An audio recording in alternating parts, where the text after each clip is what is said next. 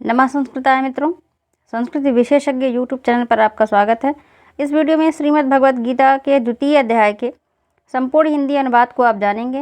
यदि आपने अभी तक चैनल को सब्सक्राइब नहीं किया है तो शीघ्र ही कर लें। चलिए शुरू करते हैं।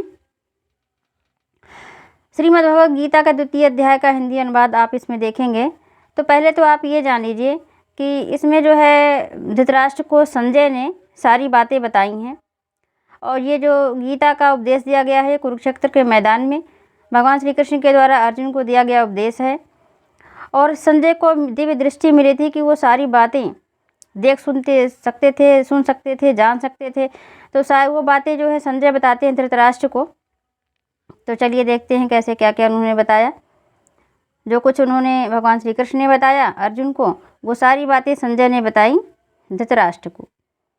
तो स्टार्टिंग भी यहीं से हो रही है। संजय बोले, तो संजय ये सारी बातें कुरुक्षेत्र की जो बता रहे हैं वो धृतराष्ट्र को बता रहे हैं।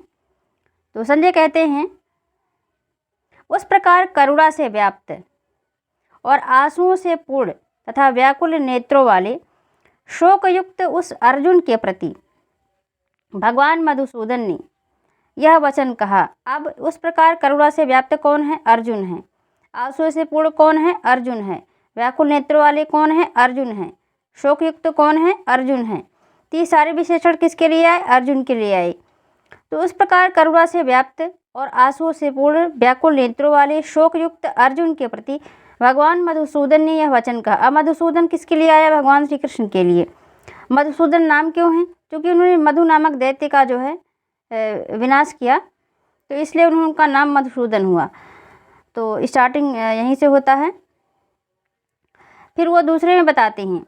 श्री भगवान बोले, तो भगवान श्री कृष्ण बोले, हे अर्जुन, तुझे इस असमय में यह मोह किस हेतु से हुआ? असमय क्यों है? क्योंकि सारी दोनों सेनाएं उपस्थित हो चुकी हैं और युद्ध की स्थिति बन चुकी है और ऐसी स्थिति में वो मोहग्रस्त हो जाते हैं। क्योंकि ना तो यह श्रेष्ठ पुरुषों के द्वारा आचरित है और ना ही स्वर्ग को देने वाला है और ना ही कीर्ति करने वाला ही है।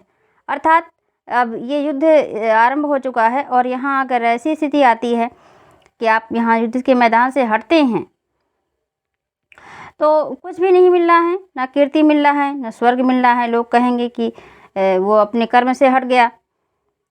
तो इसलिए हे अर्जुन, नपुंसकता को मत प्राप्त हो, तुझ में यह उचित नहीं जान पड़ती। हे परंतप, हृदय के तुच्छ दुर्बलता को त्याग कर युद्ध के लिए खड़ा हो जा। तो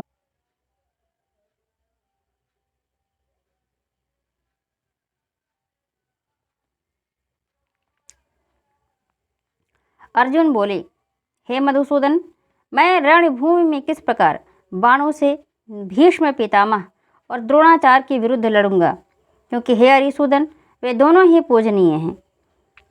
अब यहाँ अर्जुन जो है अपने ही जो है सगे संबंधियों को देखकर विचलित हो रहे हैं, क्योंकि दोनों ही पक्षों में अपने ही इनके सगे संबंधी हैं। तो आगे कहते हैं, इसलिए इन महानुभाव गुरुजनों को न मारकर मैं इस श्लोक में भिक्षा का अन्न भी खाना कल्याणकारक समझता हूँ, क्योंकि गुरुजनों को मारकर भी इस श्लोक में रुधिर से सने हुए अर्थ और कामरूप भोगों को ही तो भोगूंगा। अर्थात बाद में हमें क्या प्राप्त होना है? केवल अर्थ, धन, संपदा।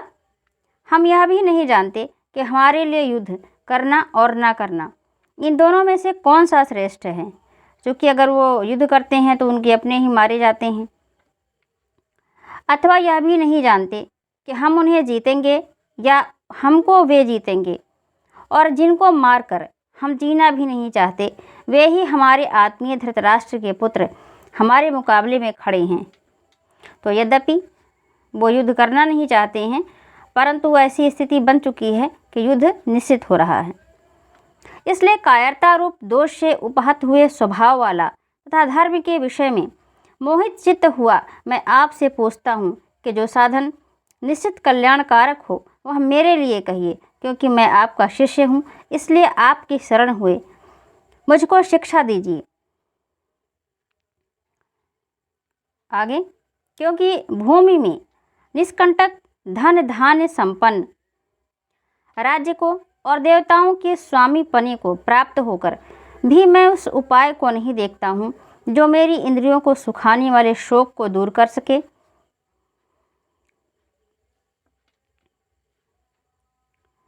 संजय बोले, हे राजन, निद्रा को जीतने वाले अर्जुन अंतर्यामी श्री कृष्ण महाराज के प्रति इस प्रकार कहकर फिर श्री गोविंद भगवान से युद्ध नहीं करूँगा, यह स्पष्ट कहकर चुप हो गए।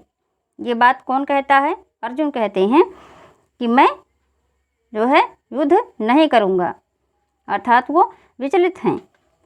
हे भरतवंशी धृतराष्ट्र,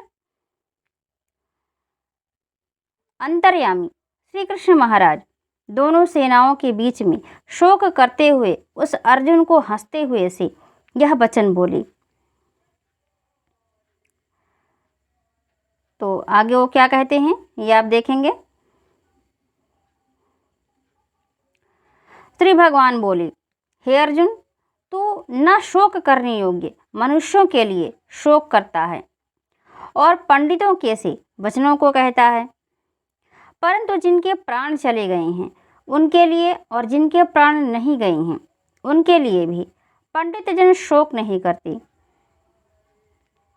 आगे फिर इसी क्रम में वो बताते हैं कि ना तो ऐसा ही है कि मैं किसी काल में नहीं था, तू नहीं था अथवा ये राजा लोग नहीं थे, और ना ऐसा ही है कि इसके आगे हम सब नहीं रहेंगे।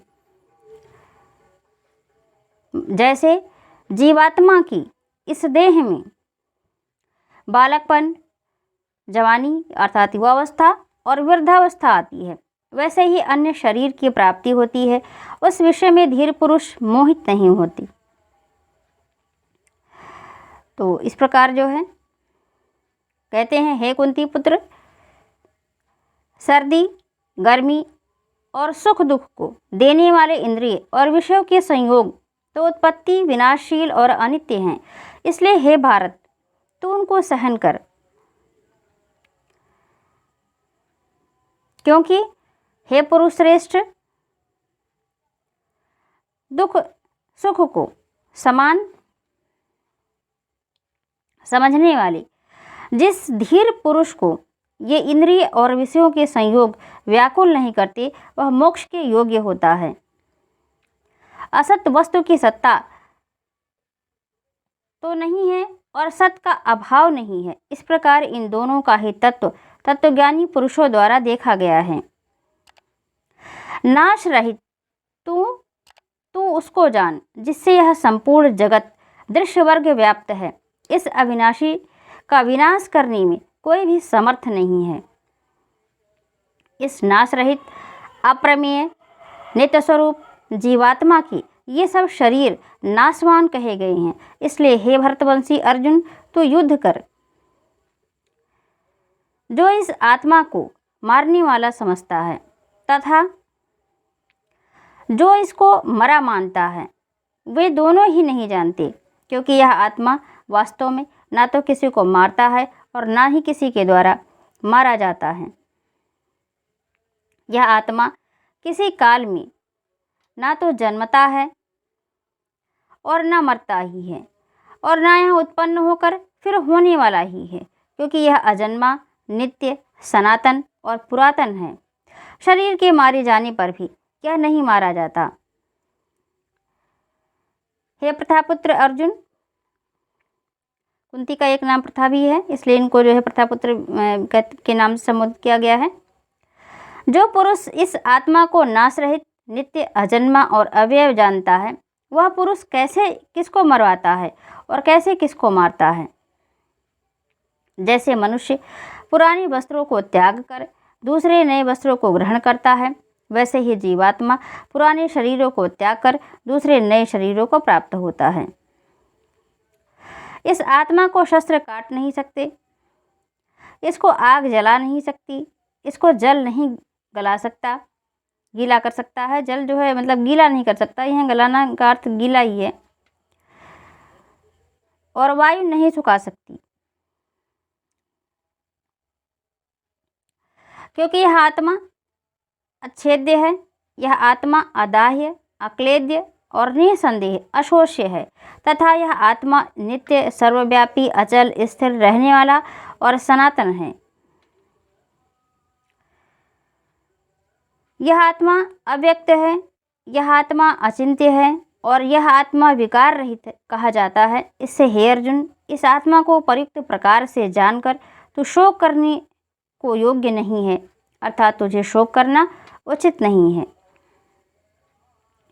किंतु यदि तू इस आत्मा को सदा जन्मने वाला, सदा मरने वाला मानता है तो भी हे महाबाहु, तो इस प्रकार शोक करने के योग्य नहीं है।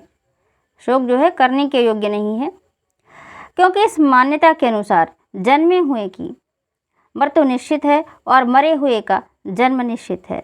इससे भी इस बिना उपाय वाले विषय में तू शोक करने को योग्य नहीं है, अर्थात तुम्हें शोक करना उचित नहीं है।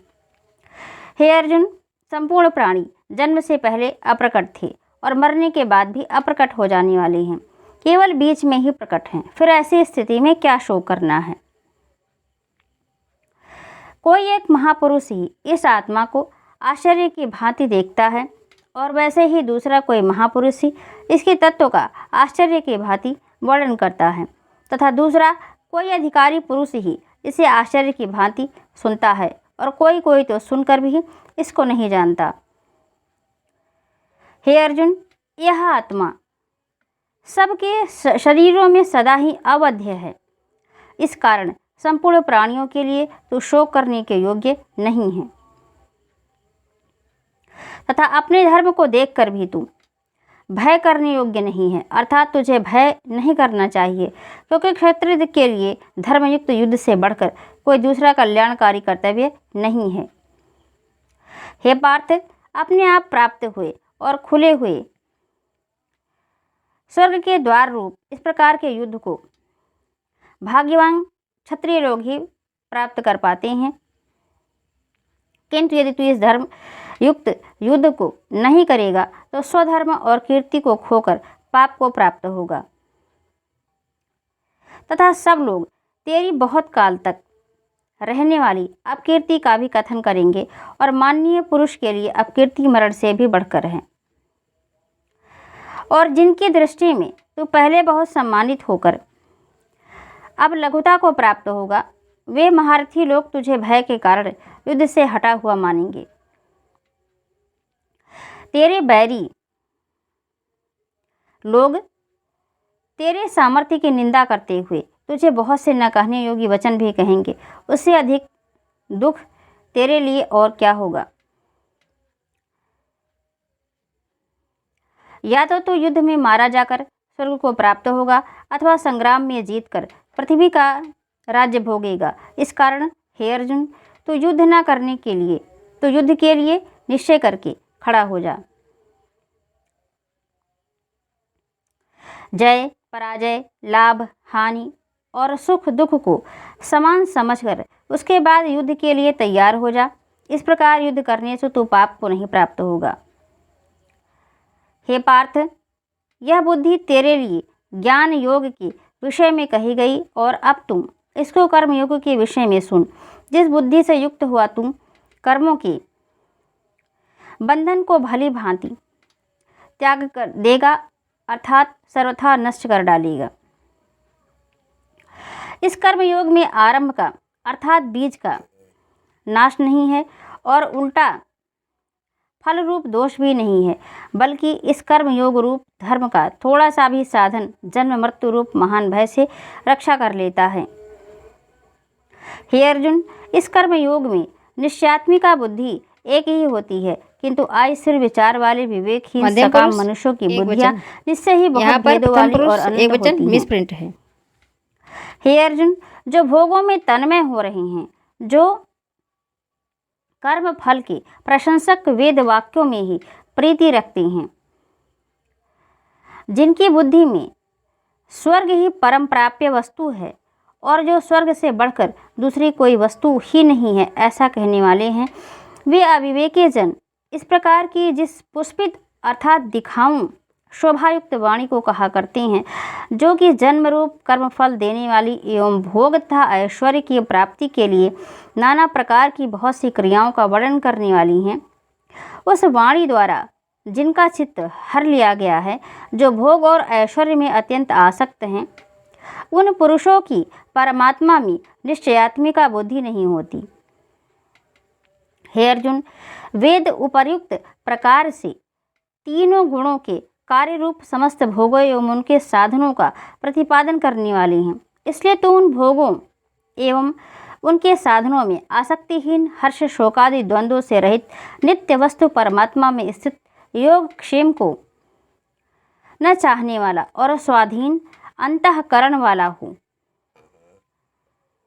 सब ओर से परिपूर्ण जलाशय के प्राप्त हो जाने पर छोटे जलाशय में मनुष्य का जितना प्रयोजन रहता है, ब्रह्म को तत्व से जानने वाले ब्राह्मण का समस्त वेदों में उतना ही प्रयोजन रह जाता है।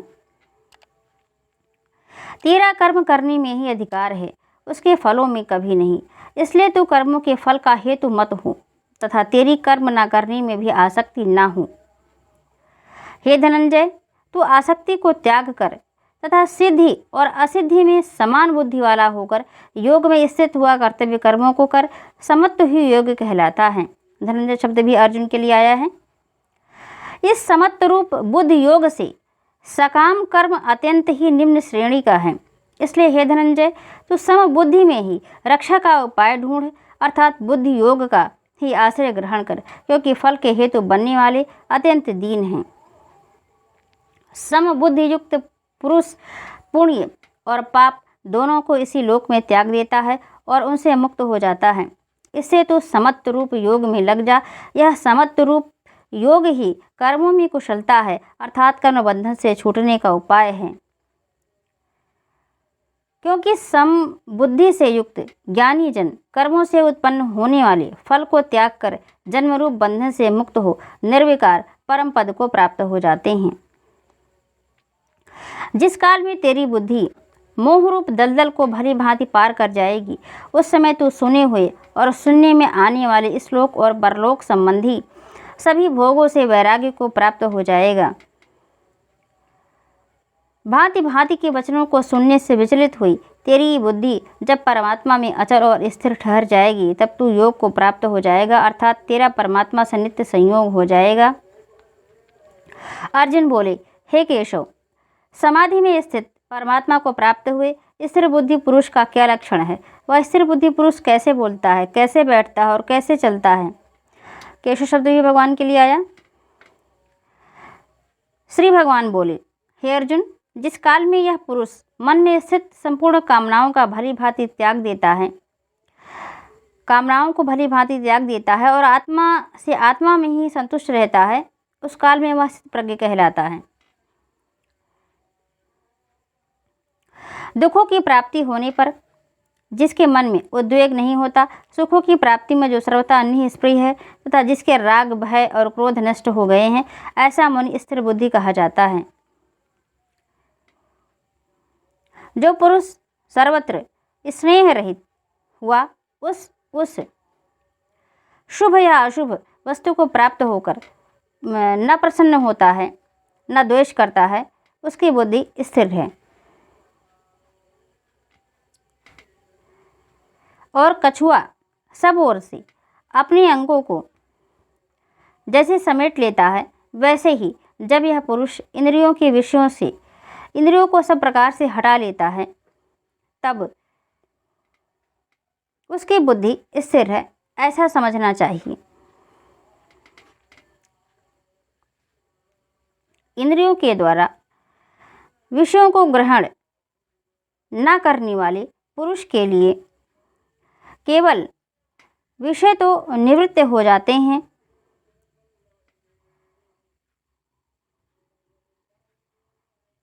परंतु उनमें रहने वाली आसक्ति निवृत्त नहीं होती।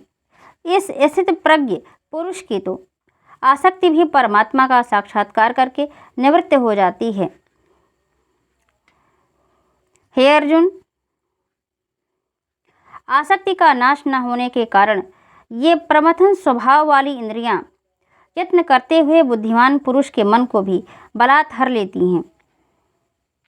इसलिए साधक को चाहिए कि वह संपूर्ण इंद्रियों को वश में करके समाहित चित्त हुआ मेरे परायण होकर ध्यान में बैठे, क्योंकि जिस पुरुष की इंद्रियां वश में होती हैं उसी की बुद्धि स्थिर हो जाती है।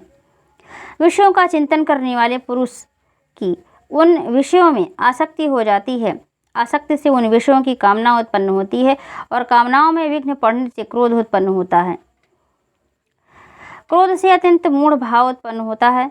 मूढ़ भाव से स्मृति में भ्रम हो जाता है। स्मृति से भ्रम हो जाने से बुद्धि अर्थात ज्ञान शक्ति का नाश हो जाता है और बुद्धि का नाश हो जाने से यह पुरुष अपनी स्थिति से गिर जाता है। परंतु अपने अधीन किए हुए अंतःकरण वाला साधक अपने वश में की हुई राग द्वेष से रहित इंद्रियों द्वारा विषयों में विचरण करता हुआ अंतःकरण की प्रसन्नता को प्राप्त हो जाता है। अंतःकरण की प्रसन्नता होने पर इसके संपूर्ण दुखों का अभाव हो जाता है और प्रसन्न चित्त वाली कर्मयोगी की बुद्धि शीघ्र ही सब ओर से हटकर एक परमात्मा में भली भांति स्थिर हो जाती है। न जीते हुए मन और इंद्रियों वाले पुरुष में निश्चयात्मिका बुद्धि नहीं होती और उस अयुक्त मनुष्य के अंतःकरण में भावना भी नहीं होती तथा भावनाहीन मनुष्य को शांति नहीं मिलती। और शांति रहित मनुष्य को सुख कैसे मिल सकता है? क्योंकि जैसे जल में चलने वाली नाव को वायु हर लेती है, वैसे ही विश्व में विचरती हुई इंद्रियों में से मन जिस इंद्रिय के साथ रहता है वह एक ही इंद्रिय इस अयुक्त पुरुष की बुद्धि को हर लेती है। इसलिए हे महाबाहु, जिस पुरुष की इंद्रियां इंद्रियों के विषयों से सब प्रकार निग्रह की हुई हैं, उसी की बुद्धि स्थिर है। संपूर्ण प्राणियों के लिए जो रात्रि के समान है, उस नित्य ज्ञान स्वरूप परमानंद की प्राप्ति में स्थित प्रज्ञ योगी जागता है। और जिस नाशवान सांसारिक सुख की प्राप्ति में सब प्राणी जागते हैं, परमात्मा के तत्व को जानने वाले मुनि के लिए वह रात्रि के समान है। जैसे नाना नदियों के जल सब ओर से परिपूर्ण अचल प्रतिष्ठा वाले समुद्र में उसको विचलित न करते हुए ही समा जाते हैं, वैसे ही सब भोग जिस स्थित प्रज्ञ पुरुष में किसी प्रकार का विकार उत्पन्न किए बिना ही समा जाते हैं, वही पुरुष परम शांति को प्राप्त होता है, भोगों को चाहने वाला नहीं। जो पुरुष संपूर्ण कामनाओं का त्याग कर ममता रहित, अहंकार रहित और स्पृहा रहित हुआ विचरता है, वही शांति को प्राप्त होता है, अर्थात वह शांति को प्राप्त है। हे अर्जुन, यह ब्रह्म को प्राप्त हुए पुरुष की स्थिति है। इसको प्राप्त होकर योगी कभी मोहित नहीं होता और अंतकाल में भी इस ब्राह्मी स्थिति में स्थित होकर ब्रह्मानंद को प्राप्त हो जाता है। तो द्वितीय अध्याय आपका समाप्त हो गया है। आगे आपको और भी अच्छी वीडियोस दिए जाएंगे। द्वितीय अध्याय के सभी श्लोकों के वीडियोस दिए जाएंगे। आप हमें सोशल मीडिया पर भी फॉलो कर सकते हैं। सभी के लिंक नीचे डिस्क्रिप्शन में दिए गए हैं। वीडियो को लाइक करें, शेयर करें और अपने सुझाव कमेंट बॉक्स में दें। चैनल को अधिक से अधिक मात्रा में सब्सक्राइब करें। Thanks for watching.